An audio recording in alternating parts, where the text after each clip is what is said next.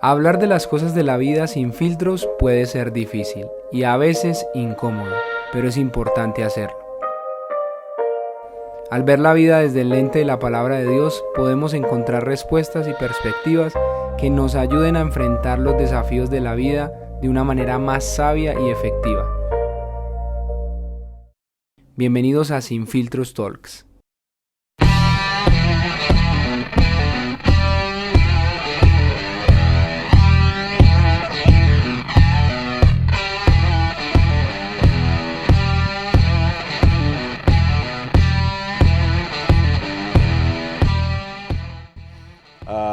¿Cómo hablar desde la adopción, desde el Génesis? Ya que han leído tanto Génesis por estos días, se habrán dado cuenta la cantidad de veces que habla de la adopción, ¿cierto? Ni una, ni una. Así que para conectar con lo que han venido hablando desde el Génesis, pues bueno, les voy a contar un poco el Génesis de dónde aparece la adopción en nuestras vidas con mi esposa. Como les contaba ahora, mi nombre es Jonathan Calle. Estoy casado hace ya 16 años. Comencé muy temprano con mi esposa y tenemos la fortuna de tener en nuestra casa dos pequeños que vinieron a través de la adopción. Y quiero compartirles algo de mi historia para enlazar el Génesis y para enlazar el diseño de Dios. Así que primero, permítanme compartir cuáles fueron los inicios de la adopción en nuestra vida. A los 16, 17 años conozco a mi esposa, un regalo del Señor. Una de las grandes manifestaciones de la gracia de Dios en mi vida. Y claro, a los 17 años había mucho en la mente, muchos de los anhelos, sueños y proyectos. Caminamos todo el servicio dentro de la iglesia hasta los 22 años donde nos casamos. Y a los 22 años comenzamos a soñar como que, bueno, ¿cuál es el proyecto de vida? ¿Hacia dónde nos conducimos en nuestras carreras y profesiones? Y uno de los grandes proyectos de nuestra vida para ambos era la paternidad, algo un poco inusual para esta época. La paternidad estaba en el corazón, así que calculando la vida, sabiendo que en última sí, Dios tiene su voluntad, pero nosotros también tenemos la nuestra, empezamos a planear exactamente cuánto tiempo íbamos a tardarnos en poder caminar hacia la adopción. Así que en 5 años era el momento de tener hijos, Cuando llegué el 5.º año de nuestra vida, después del matrimonio, en el 5.º año empieza la búsqueda y empieza el silencio. Pasa un mes y pasan 2 meses y pasa un semestre y pasa un año. Así que empezamos a averiguar, bueno, qué es lo que está pasando, porque algo no está funcionando. Vamos al médico y dicen, bueno, sí, de pronto a algunas parejas les toma 2 años. Ok, vamos a seguir intentando. Y siguió pasando mes a mes. Acortando la historia, ese camino fue un camino de 6 años de luchar con la infertilidad. Después de atravesar procesos, inseminaciones y muchas otras cosas, llegó el momento en donde empieza la puja, porque, claro, a este punto de nuestra vida estábamos ambos tomando el Seminario Bíblico de Colombia, estábamos estudiando teología porque habíamos llegado a la convicción de que ese era el llamado de Dios para nuestra vida. Así que en el momento en que esto nos toma, es el momento donde más teología tenemos en la cabeza y en el corazón. Está inundada de un montón de pasajes bíblicos, de grandes pensadores cristianos, pero en las cosas prácticas de la vida, tan sencillas como es tener un bebé, pareciera que Dios estaba guardando silencio. Y claro, ustedes conocen el trasfondo que muchos de nosotros tenemos en nuestro corazón de cómo concebimos la voluntad de Dios. Ojalá yo hubiera tenido estas comprensiones que María nos estaba contando ahorita. Pero para mí era, si yo estoy haciendo las cosas correctas, entonces Dios va a responder. Y Dios, ya estamos haciendo mucho. Es decir, ya dejamos nuestras profesiones anteriores para dedicarnos a servirte. Ahora estamos metidos hasta el cuello dentro de la iglesia, caminando hacia la locura del pastorado. ¿Y por qué no nos contestas? ¿Dónde estás? Porque esto es algo que no le hace daño a nadie. Es más, en la iglesia ustedes saben que salen bebés por todas partes, ¿cierto? Lo más irónico, hasta los que no quieren les salen bebés. Así que comenzó un calvario para nosotros, de mucho dolor, aislamiento, depresión y especialmente un enojo profundo con Dios. Un enojo profundo.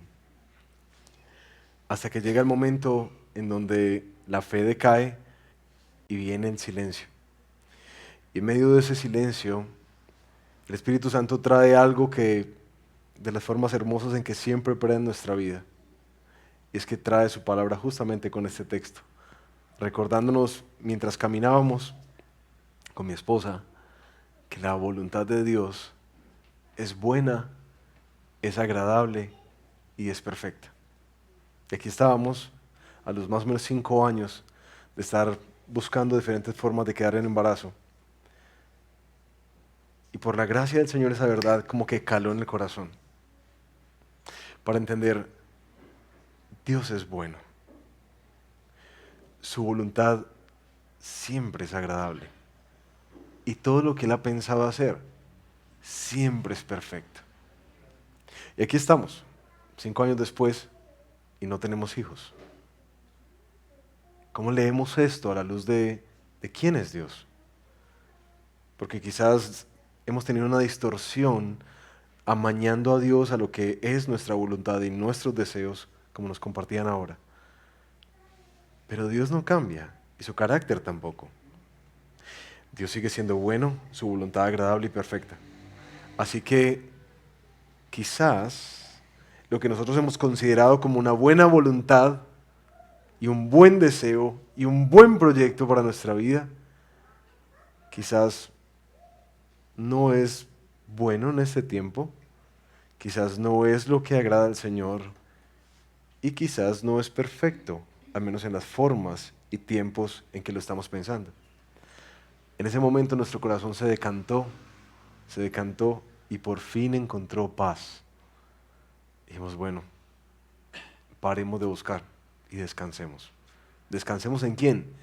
En la buena, perfecta y agradable voluntad del Señor. En el camino empezamos a reflexionar sobre, ok, ya van 6 años y nada que pasa. Así que, ¿cuál es el llamado de Dios para nuestra vida? Nosotros creemos que cuando el Génesis dice que el Señor los pone en los seres humanos para que crezcan y se multipliquen y llenen la tierra, nosotros creemos que es un mandato bíblico el tener hijos. Y creo que hay algo que se ha distanciado de nuestra cultura acerca de la paternidad. Y bueno, quizás esa es otra charla. Pero particularmente creíamos que la paternidad estaba en el corazón de Dios, así que estaba en nuestro corazón. ¿Cuál era el camino? Si no podíamos naturalmente, entonces es la adopción. Y ahí empieza el trámite hacia un camino difícil, aunque lo habíamos contemplado como algunas familias modernas, como que sí, algún día vamos a hacerlo. Pero claro, ya la realidad de enfrentarnos a la adopción llegó al punto de enfrentarse primero a los temores, ¿cierto? ¿De dónde vienen esos niños? ¿Qué van a pasar? De pronto no sabe qué enfermedades, qué historial, ¿cierto? ¿Qué herencias generacionales tiene el niño o la niña? Y por supuesto los prejuicios. No solamente los sociales, los familiares. Uno de nuestros padres literalmente me dijo, mira, Dios me prometió una herencia, porque ustedes saben que en la iglesia, en medio de la infertilidad o en medio de diferentes circunstancias, hay muchas hermanitas bellas que sueñan cosas y gente que ve y todas esas vainas. Entonces todas nos pasaron. Y uno de nuestros padres me dice, Dios me prometió una herencia y esa herencia es de sangre. Así que yo no estoy de acuerdo con la adopción. Entonces, claro, fue muy difícil para nosotros. Sin embargo, caminamos, oramos, buscamos al Señor y llegamos a la convicción de arranquemos el proceso, arranquemos. Y es justamente en medio del proceso de adopción en ICBF donde Dios utiliza personas que literalmente son ateas para ayudarnos a ver la vida como Dios nos invita a vivirla en las Escrituras. Allí, por primera vez, se nos dice, es que esto no se trata de ti. Aquí no tenemos un manual donde usted puede escoger un par de niños que le gustan y se los lleva para su casa. Aquí estamos buscando las mejores familias para nuestros niños, porque el proceso de adopción se trata de ellos. qué cachetada para nosotros. Los que teníamos toda la tradición teológica, un recorrido de servicio dentro de la iglesia para despertar y darnos cuenta que en verdad, en verdad, esto no se trata de nosotros. Todo el proceso duró casi un año y por la gracia del Señor llegó a nuestros brazos, a nuestra familia, a Annie, a los 2 años y medio de edad, llegó a nuestra casa. Y posteriormente, en medio de nuestro anhelo y a un desafío de creer que en verdad, es bienaventurado el que llena su aljaba de hijos, es bienaventurado el que tiene hijos, que eso es una bendición, un regalo del Señor, que no son estorbos porque no nos dejan caminar en nuestra vida, no, es muy difícil, pero le creemos a Dios que la familia es su diseño. Entonces dijimos, bueno, vamos por otro. Entonces caminamos y después de 2 años llegó Tiago, que es el terremoto de la casa, al año y 8 meses de edad. Esa fue nuestra historia de adopción. Pero ahora el pastor Efraín me estaba compartiendo, oye, hablemos de adopción desde Génesis. Y yo, bueno, ¿cómo hacer eso? Y yo quisiera compartirles algo acerca de la adopción. Y es que literalmente la adopción aparece antes de Génesis. Antes de Génesis. Porque el apóstol Pablo, bueno, en diferentes partes de sus cartas habla de la adopción, pero hay particularmente un pasaje en Efesios capítulo 1 que creo que es el que nos recuerda y nos da mucha más claridad de que la adopción no es algo como de segunda categoría, ¿cierto? No es algo como fortuito, que de hecho la adopción estaba desde antes de la creación del mundo en el corazón de Dios. Y si estaba en el corazón de Dios, a la imagen y semejanza que nosotros fuimos creados, mi propuesta es que la adopción es parte también de nuestro corazón. Efesios capítulo 1, versículo 3. Bendito sea el Dios y Padre de nuestro Señor Jesucristo, que nos ha bendecido con toda bendición espiritual en los lugares celestiales en Cristo, porque Dios nos escogió en Cristo antes de la fundación del mundo. Ahí es que está Génesis, ¿no? Para que después digan que para que fuéramos santos y sin mancha delante de Él. En amor nos predestinó para adopción como hijos. ¿Desde cuándo? Desde antes de la fundación del mundo. Nos predestinó para adopción como hijos para sí mediante Jesucristo, conforme a la buena intención de su voluntad, para alabanza de la gloria de su gracia, que gratuitamente ha impartido sobre nosotros en el amado. Hay muchas historias en la Biblia acerca de la adopción, como la de Moisés, Esther, de hecho hasta el mismo Jesús. Hay muchas historias. Pero lo que yo quisiera resaltar para ustedes hoy, especialmente comprendiendo los orígenes, el corazón de Dios y el diseño de Dios, particularmente anclado a la adopción, es que la adopción viene del corazón de Dios. Es lo que Él nos permitió disfrutar en Cristo Jesús. Es el precio que Él pagó, mandando a su Hijo para que pudiera romper las barreras y acercarnos, como dice Efesios 2, a los que estábamos lejos, a los que estábamos sin familia, a los que estábamos sin Padre, a los que estábamos sin Dios, sin esperanza en el mundo. En Cristo, Él nos atrae y nos llama hijos y nos da hogar. La adopción está en el corazón de Dios. La adopción refleja la agenda de Dios y el corazón de Dios para este mundo. Ahora soy consciente que quizás no todos caminarán el mismo camino que yo caminé hacia la adopción. Sin embargo, sí quisiera dejarte formas prácticas en las que tú puedes evidenciar y reflejar el corazón de adopción que Dios tiene y que ha puesto en ti. Si has disfrutado de una relación con Cristo, eres hijo a través de ese regalo, adopción. Quisiera invitarte a ver la adopción, primero, a que tú la disfrutes. Ser hijo adoptivo de Dios, es el mayor regalo que Él nos ha dado en Cristo.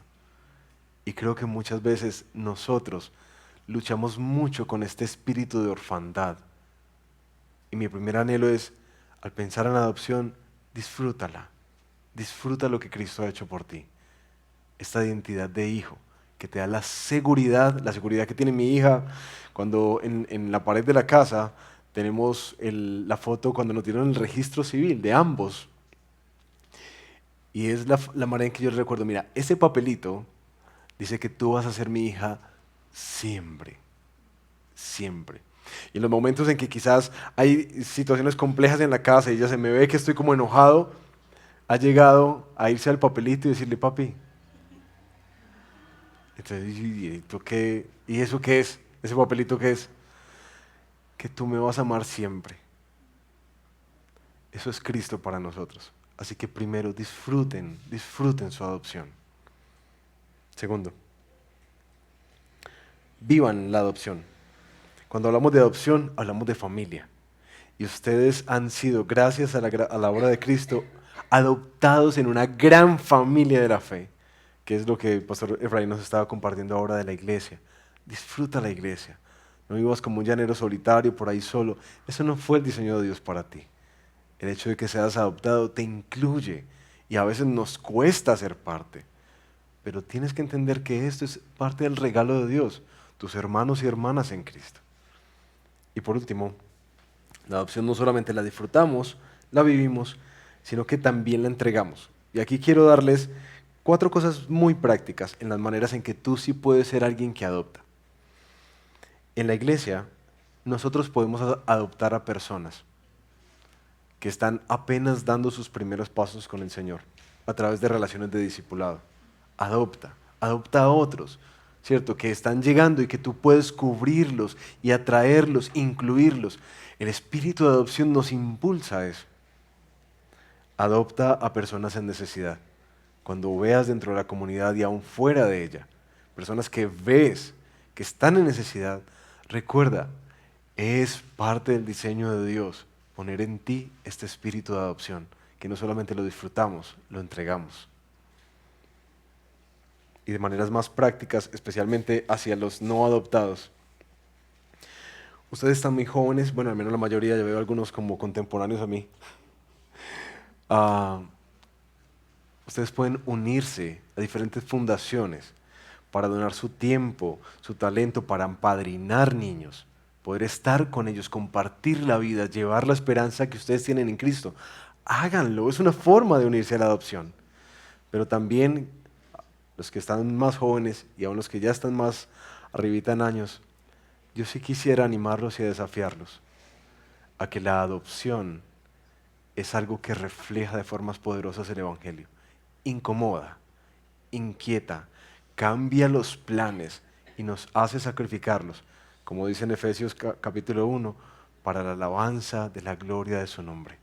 En últimas, lo que está detrás de la adopción no es solamente el bienestar y la gracia de los niños y niñas que están en orfandad, sino que está la gloria de Dios detrás de cada historia. Y eso es lo que anhelo y oro que cada vez más en la iglesia del Señor podamos experimentar y vivir.